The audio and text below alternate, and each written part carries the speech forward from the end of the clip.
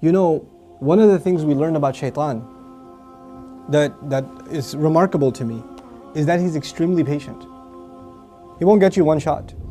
He'll come at you and he will put a little bit and a little bit and a little bit and a little bit until he destroys your character.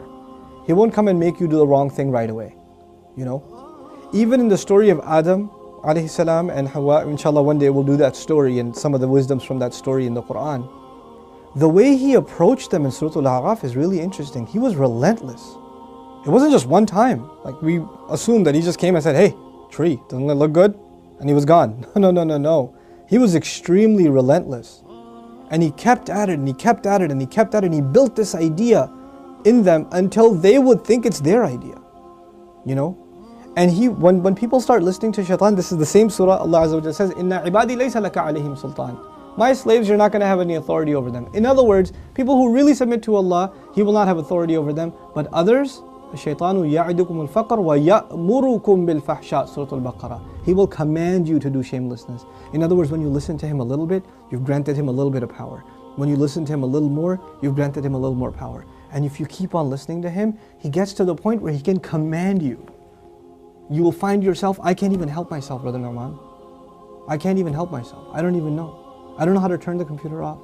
I don't know what makes me do that every night. I don't know what makes me do this or that. I don't know what makes me go there.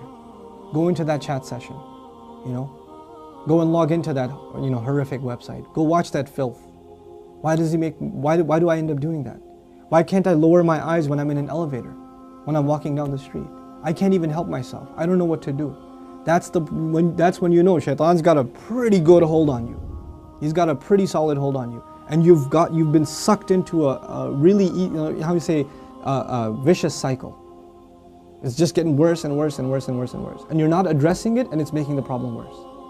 And it's destroying your spirituality altogether. Your relationship with Allah depends on a heart being clean.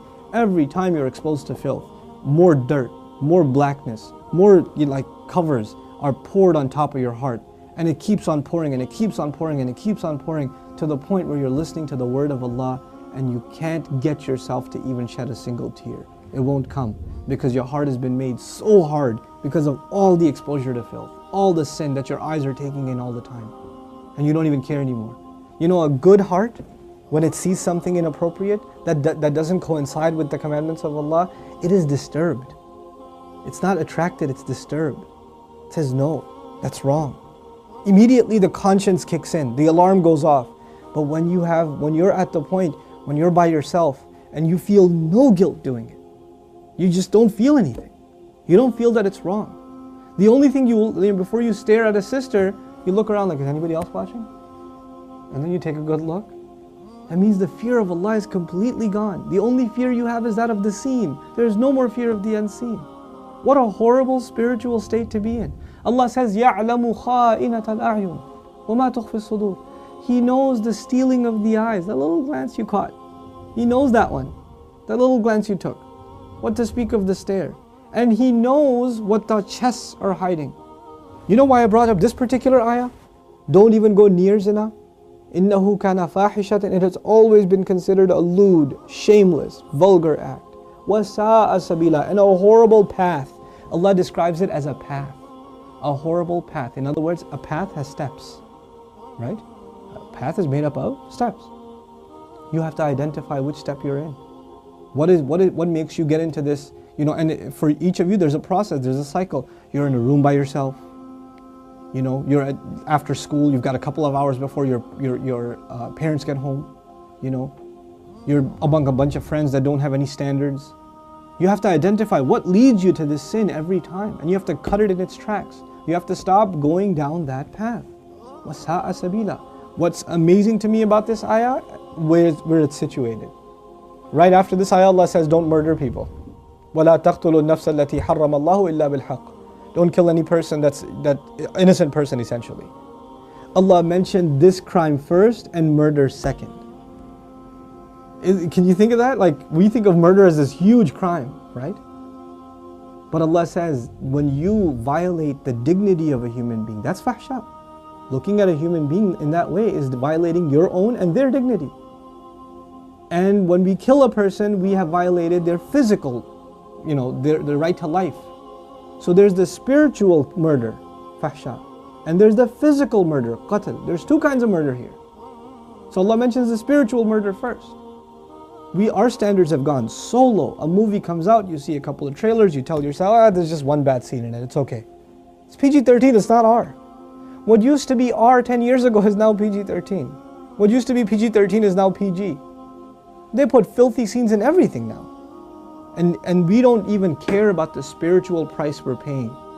It's affecting our prayer, it's affecting our dua, it's affecting our character. It's affecting our family life. It is. And we don't care. We just think, hey, that's life, bro, come on, live in the times. It's alright. That's just what it is now. What can you do? So many of you don't care what kinds of pictures you put up of yourselves on your Facebook pages. You know, I stopped going on Facebook for a reason. I don't say that Facebook is haram or whatever, but for me personally, I couldn't do it anymore. I just couldn't do it. You know, I stay in, you know, we'll put something up on our Bayna thing, like an announcement or this or that. But for socializing, just the things I saw were so disappointing. Like, how can you do that? You're Muslims. How can you post pictures like that? You know, have dignity for yourself. Have dignity for your family. Guard your gaze. You know, start with your eyes. The zina of the eyes, and everything else goes from there. Everything else goes from there. Inshallah ta'ala, I want to talk to you about this subject at length and do little small snippets and maybe portions from the Quran that deal with this subject. But the last thing I'll tell you today, inshallah ta'ala at least, is something about the word fahisha, which I'm translating as shamelessness or lewdness or vulgarity.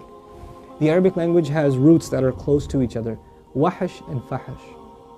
Wahish actually means wild animal. Fahish means someone who acts like a wild animal. Shamelessness is described as behavior close to animal behavior. Allah has dignified us as human beings. The punishment of Adam alayhi salam was his clothes were removed. Our mothers and our fathers' clothes were removed. That was a punishment from Allah. And immediately they recognized that they need to cover themselves. They didn't learn to cover themselves from a society. It wasn't society that taught them to be shameless. You know, nowadays your anthropology professor will tell you, you know, it's society that makes us dress in clothes. You know, it's a sociological thing. We learn to dress and cover ourselves over history, but naturally we're just supposed to be the way we are, like all other animals. Adam alayhi salam didn't learn anything from any society. He was given a consciousness, and the moment his clothes were removed, he's trying to cover himself. Our mother's trying to cover herself.